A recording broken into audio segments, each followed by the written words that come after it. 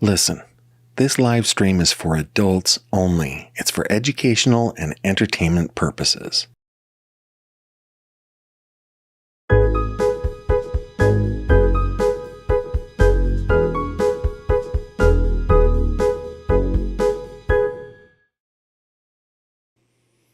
Well, hello there, my friend. We meet again at the regular time that we meet, 7:30 p.m. Eastern, weekdays, Monday through Friday. And since today, by my estimation, is Wednesday, that qualifies. That's why we're here. Thanks for being here. Hey, do you like to cut through the fluff? Do you like to cut through sensationalism? If so, you have found the right channel in true crime, and I'm glad you did. My name's Gavin. Thanks for being here. Hey, guys. Over the last week or so, we have had a whole bunch of people join our little cadre of true crime aficionados. Look at this. We're over 120,000 strong, 120,575 fishies in the bowl. And I just want to express my appreciation to you. I don't care if you are one of the OGs, like Mooney, or if you're one of the newbies. The fact that you're here means a lot to me, and I deeply appreciate it. Okay, tonight we are going to be digging into a case that for the last dozen years has been vexing investigators. I'm sure that they've had their suspicions, but this week they got their guy on a 12-year-old case. And when I did some research on YouTube to see if anybody's covering the case, there are videos from 7, 8, 9, 10 years ago on this one cold case. It's an important case, and it's so fascinating. Oh my goodness, like so fast. And I don't want to come off as a person who just like gets my jollies off of terrible things that happen to other people. I don't, because we need to remember we've got a victim here. Our victim was 53-year-old Aliza Sherman, who was brutally killed on March 24th of 2013. So we've just passed 12 years since her murder. And I'm going to give you a little bit of background. I've got a timeline that's pretty detailed from crimetimelines.com, because this is a case that has been under the microscope for a long time. We're going to get into this timeline.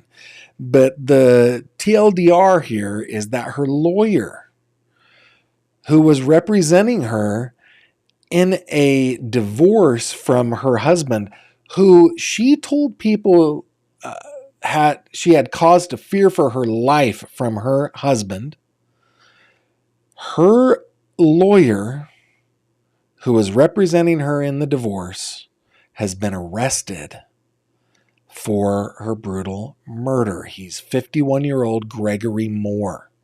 This is his mugshot. This all happened in Northeast Ohio. This is in the Cleveland area. Okay, in fact, Aliza was a nurse at the Cleveland Clinic, if I have that correct. Her husband was a doctor there. Anyway, thank you very much to my research team for looking at this case for me, for bringing me so much information. There are a bunch of pictures that they gave me, but I wasn't prepared. I'm not perfectly prepared today because I was a guest over at Hillbilly Crime today. Wasn't able to get all of them prepared, but I got a few of them. Okay, so let's get into the details of this case. Come with me over to Acrobat, will you? Let's come over here. Oh, by the way, before we start in on this, guys, if you haven't already, because I know a lot of people are new, if you haven't gone to my website, it's gavinfish.com. It's linked down below. It's always linked down below. This is where you can find all the information on cases that I am working on.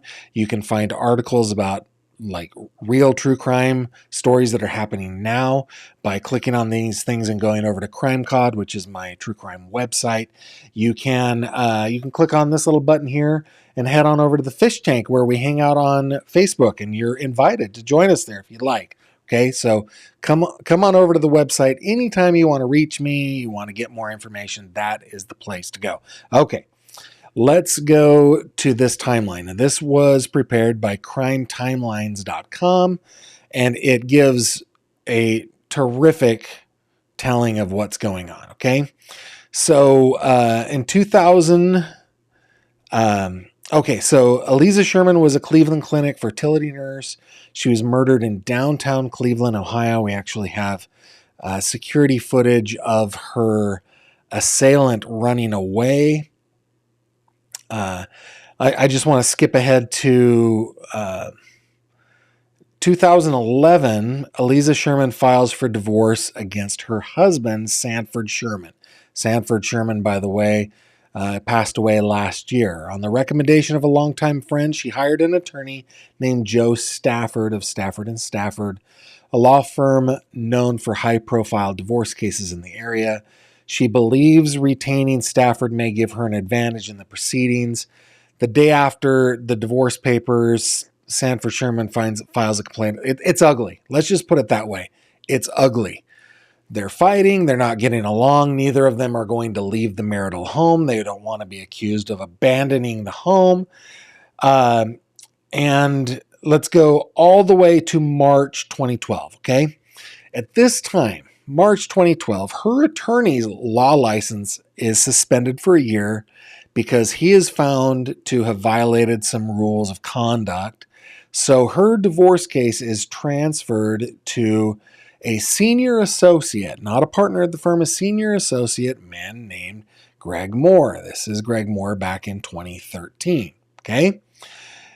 Now, as she's going along, she is not liking Mr. Moore. She's like, he's always late to meetings. He doesn't respond to calls or texts, emails.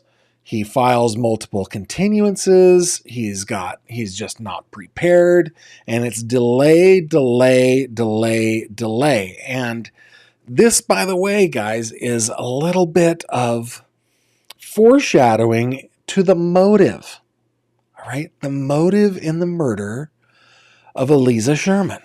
All right, she tries to hire a new attorney, but the case is too far along and her finances are depleted, so no attorney will take on the case. Okay, now we get to March 24th of 2013. Moore texts our victim, Aliza, and asks her to meet at his office that day, bringing any legal documents related to her divorce case. The trial is set to start the following day. By the way, this guy, and I could get into the details. We're just going to touch on this. This guy had the habit of calling in bomb threats to the courthouse to get his cases delayed. It just turns out that he was overwhelmed at work. That's what it boils down to, okay? So he texts her, says, bring all your documents, come on into the office March 24th. The trial is going to be starting the following day. She goes over to her mother-in-law's house for some medicine to do some errands, and then she says she'll be back. She tells her son she'll be back in a few hours with pizza. Okay, now let's narrow down this day. Moore texts our victim asking her to meet him at the law office at 4:30 p.m. and requests that she notify him when she leaves, which I think is odd, right? What is that? 14 minutes or 24 minutes later, Aliza texts her daughter Jennifer that she's going to meet Moore. Jennifer is studying for a pharmacology exam, does not see the message.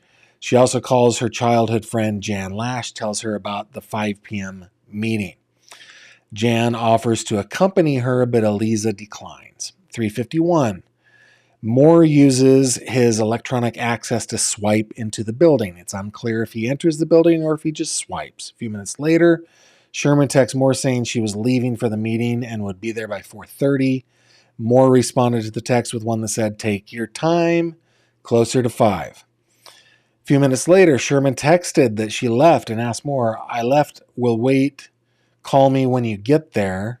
Sherman drove from her home in Beechwood, Ohio to Erie View Plaza in downtown Cleveland, waited outside the Stafford Law Office building for Moore to arrive for a meeting.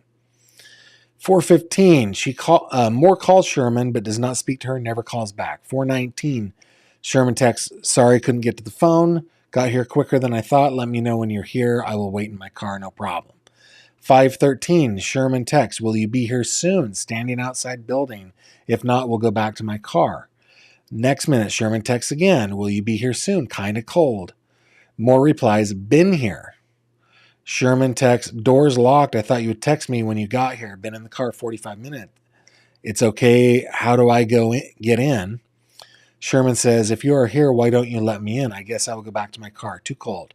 Text me when door is open. Thanks. And then Aliza Sherman was attacked at 5:22. She was stabbed 11 times outside that Erie View Tower in downtown Cleveland. Again, we have video of her assailant from different views. You can't see his face, him or her, right? You can't really tell the gender of the person running. I do think I saw skin color, right? It's white, turns his head, but very hard to tell. But this is the assailant, they think. Okay? All right. Next thing that happens, let's see. Let me go back over here. Man in a nearby building hears her screams, rushes downstairs, finds Aliza struggling to stand, covered in blood, calls 911.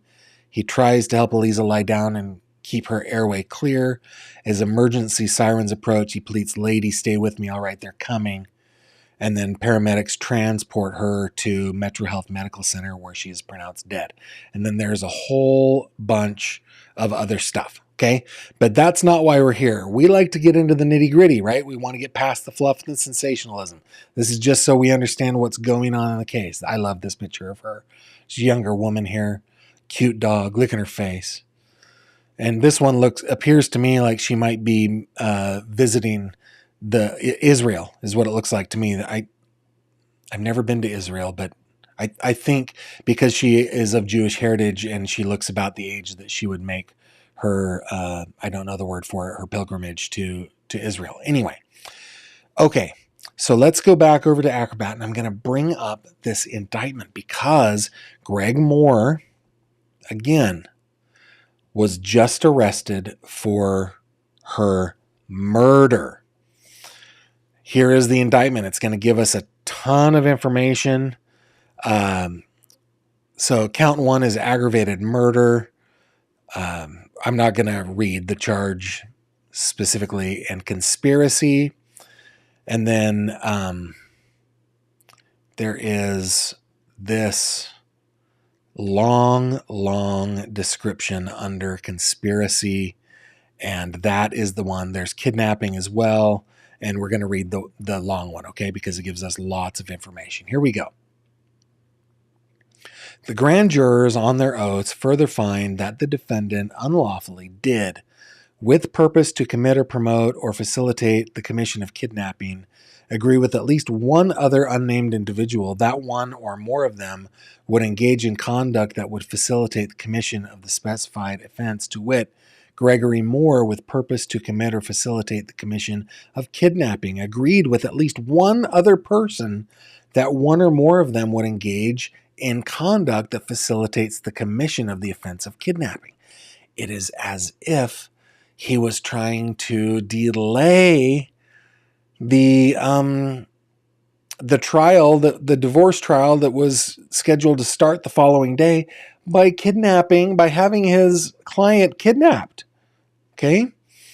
Said conduct involved the use of telecommunications devices and services that were either assets of or controlled by Stafford Law and its members, associates, and or employees to communicate with Aliza Sherman for the purpose of using deception to remove her from the place where she was found, to cause serious physical harm to her, and or to hinder, impede, or obstruct a function of government.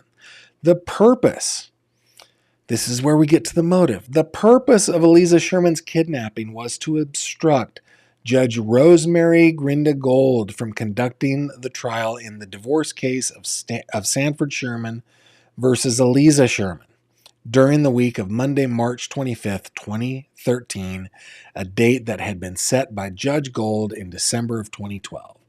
This goal was designed to be achieved by causing Aliza Sherman to be unavailable to attend the proceedings due to serious physical harm and or death. That is honestly the motive. He was overworked, not ready for the trial. The scheme to use telecommunications devices and or services to kidnap Aliza Sherman began on or about January 3rd, 2013, when Gregory Moore and at least one other unnamed individual learned that in the, I can't remember, is it Cuyahoga County Prosecutor's Office was investigating Moore's cell phone usage in 2012 when bomb threats were called into courthouses where Moore was scheduled to be in trial. The bomb threats on January 18th, 2012, May 30th, 2012, and July 10th, 2012 were part of a pattern of behavior Moore exhibited to delay court appearances he was scheduled to attend in the calendar year of 2012, a pattern that members of Stafford Law were aware of on January 3rd and which continued from January 3rd up to and including March 24th, 2013.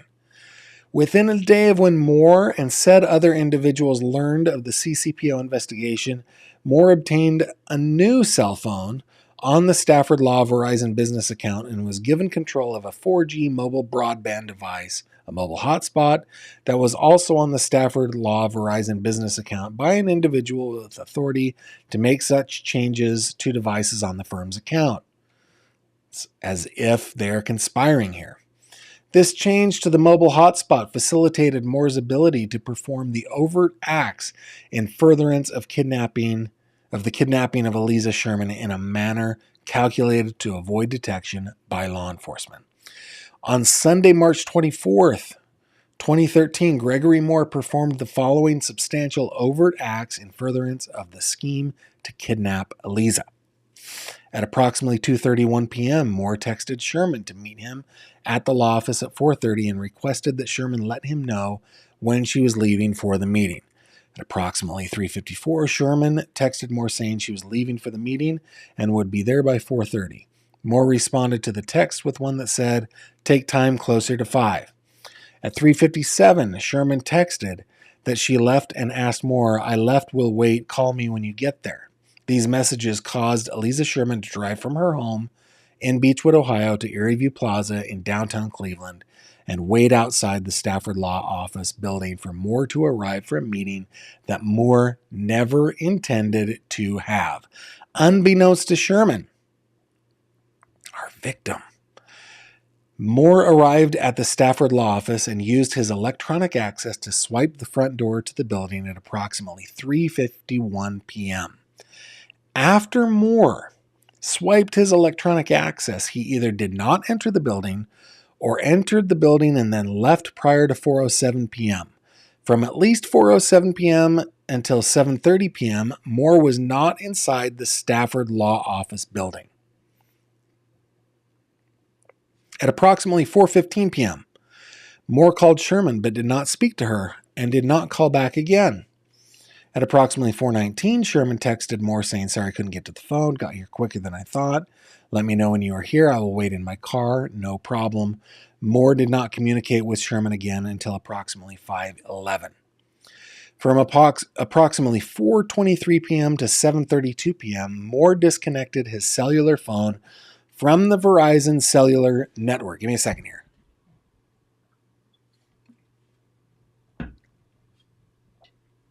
The effect of this was to disable the phone from making and receiving calls and to disable the phone from creating cell tower location evidence within Verizon's cellular phone records.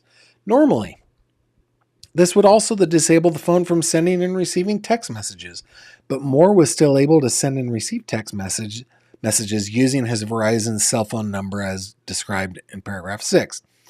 Between approximately 5:11 and 5:22, Moore resumed text message communications with Sherman despite his phone being disconnected from the cell network. This was likely done by Moore using the Stafford Law mobile hotspot that was given to him on January 4th in connection with at least one other telecommunications device equipped with a Verizon message service that could send messages to and from Moore's Verizon cellular phone number without his cell phone being connected to the Verizon cell network. At approximately 5:13 p.m., Sherman texted Moore saying, "Will you be here soon standing outside? Standing outside building. If not, we'll go back to my car." At 5:14, Sherman texted Moore saying, "Will you be here soon? Kind of cold." Moore responds to this message approximately 5:15 saying, "Been here."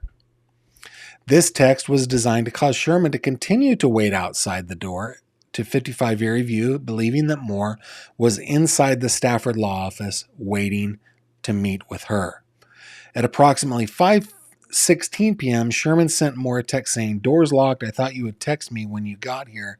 Been in car 45 minutes. It's okay. How do I get in?" Man, I would be so upset. At 5:22, Sherman sent a text message asking Moore, "If you are here, why don't you let me in? I guess I will go back to my car. Too cold. Text me when door is open. Thanks." During this time frame, an individual who is either Moore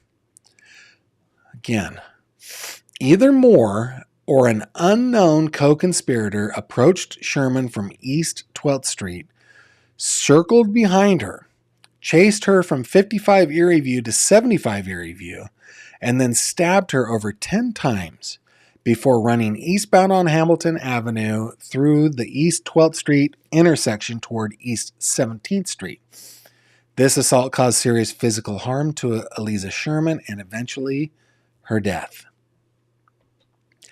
After the assault of Sherman was complete and the assailant was out of view of surveillance cameras at Hamilton Avenue and East 12th Street, Moore resumed texting Sherman while continuing to have his phone disconnected from the Verizon cell network.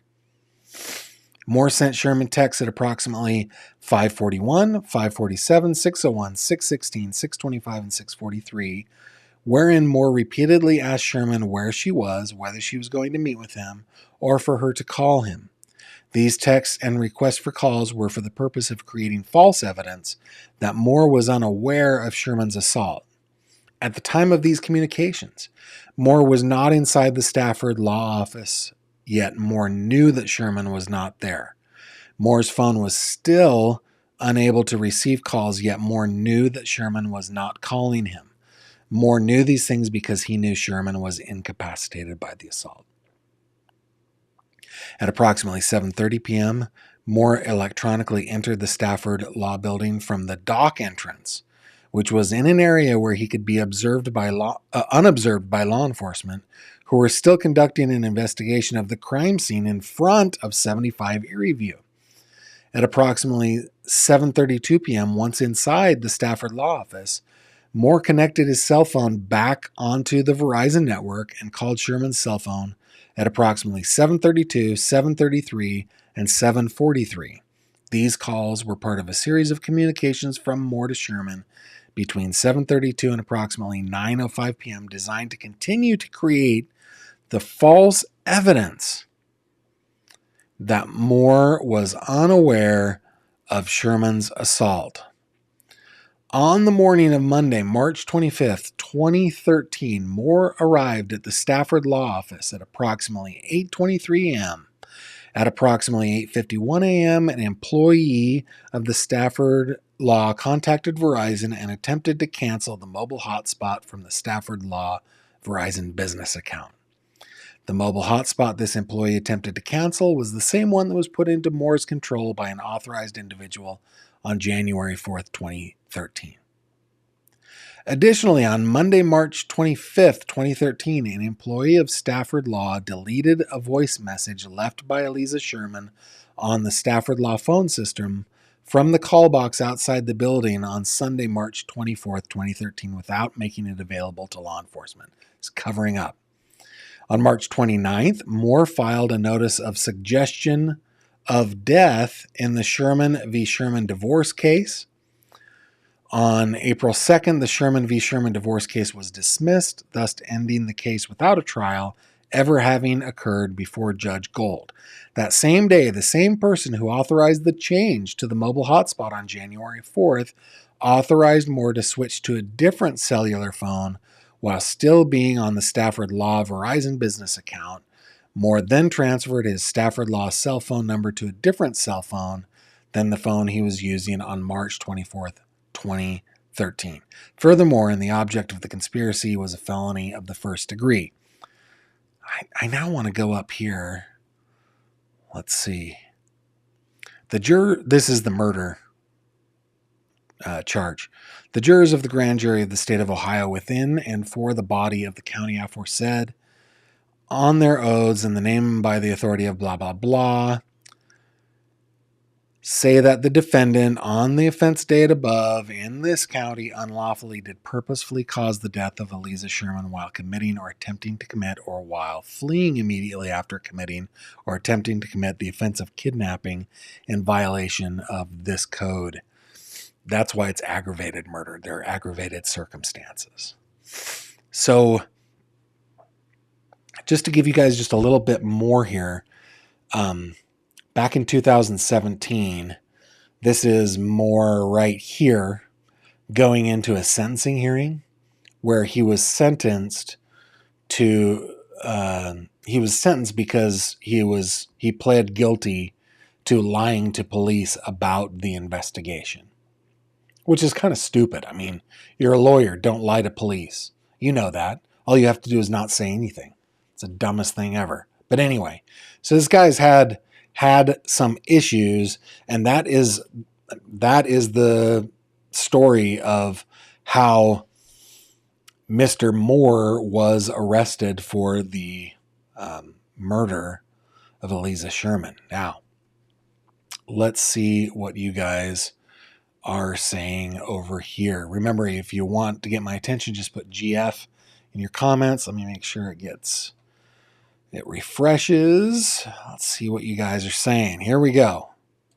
Autumn Doyle, look, 120. Yeah, can you believe that? 120. It's amazing. So awesome. See a couple more here. Getting schooling. Ha! I see what you did there from GF. Yeah, Susan Lewis, I've seen some attorneys do some things to get out of hearings, but brother, yeah, dude, listen, we've all paid attention, right? If there is a valid reason to not have, to not have a hearing, judges will let it go, and the other side will too. If you're going on vacation, if you've got another client, you've got another hearing that you need to be to, you got another trial, they will bend over backwards for attorneys on these cases. This guy was so unorganized. That's what it boils down to. He was just so unorganized and so overwhelmed. In fairness, and I don't want to be fair to this guy, but his bosses had been temporarily disbarred. I know that that's not exactly what it is, but they lost their ability to practice law, so he had a bunch of cases dumped on him. And he ended up, for the purpose of, overcoming his terrible organization, he ends up calling in bomb threats and, at least according to police, participated in a conspiracy to kidnap. And in the commission of that kidnapping attempt, caused the death of Aliza Sherman. Crazy. Just crazy. What else we got here? Man, I was sneezing on Elizabeth's, on Hillbilly's thing too. I've got something that I am reacting to here. Hope in the World says, Gavin, we are elated for the family. Living in Cleveland made me especially vested in this case. There has to be accomplices. There is definitely more to the story. Well, I think that, he was in Texas when he was arrested. He was arrested by federal marshals. In fact, he might still be in Texas. Give me just a second here, guys.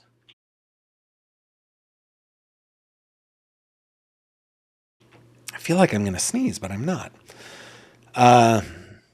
Watching live from Australia, Bruno Orante. Glad you're here. This guy makes Jose Baez look like an angel. That's funny. Super Charismatics flabbers are officially gasted. I know, this is crazy. It's just absolutely nuts. I mean, that was 12 years ago. She'd be 65 now. She'd be 65 years old. Crazy. Cuyahoga. Thank you, Robin. Cuyahoga. Super Charismatic says, sometimes I think people spend so much energy working to avoid work that they could have just used the energy to do the actual work and be done with it. So that cuts deeply because that is me. I am that person a lot of times, but there's a line. There's a line. And this guy did a Olympic triple jump over it. Yeah. Actually, this is a great comment, Mooney. Unbelievable that a lawyer would do this against his client. Yeah, maybe the other thing was that she didn't have any money left. So he's like, well, if she can't pay me, she's got to go. I don't know. So weird. Yeah, keep on going down here. Just make sure that I get everybody's comment.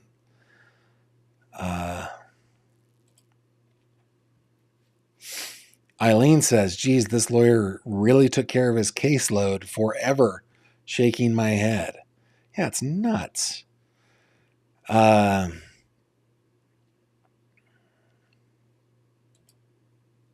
Okay, Young Black Economist says, yeah, I'm just listening while running some errands, but yes, Gavin didn't say husband was involved, but I thought maybe y'all had some extra information. So, according to what I have read, the husband had been looked at this whole time. Like, of course he would be a suspect. He was in an acrimonious divorce. They were not getting along. He thought that she was going to take all of his money, the whole thing, right? And even the daughter has said publicly that that her father was abusive to her mother.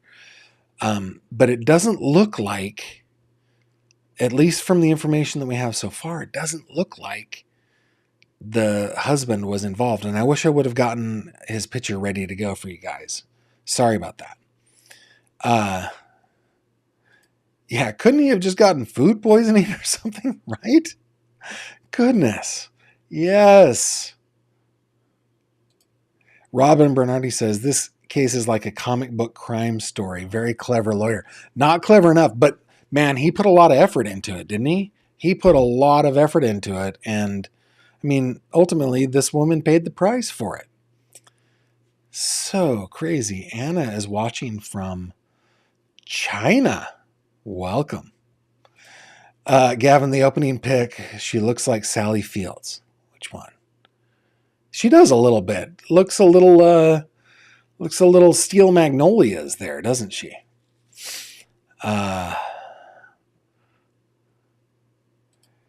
Ohio Plum Moms, unless she prepaid. I think you're probably right. I think that she probably gave him some kind of retainer. Patty says, this seems to be one of those stupid criminals. Yeah, this one is worthy of Stupid Criminal Saturday. However, he got away with it for more than 12 years. He got away with it. It's actually really difficult. That just goes to show it's really difficult to solve crimes.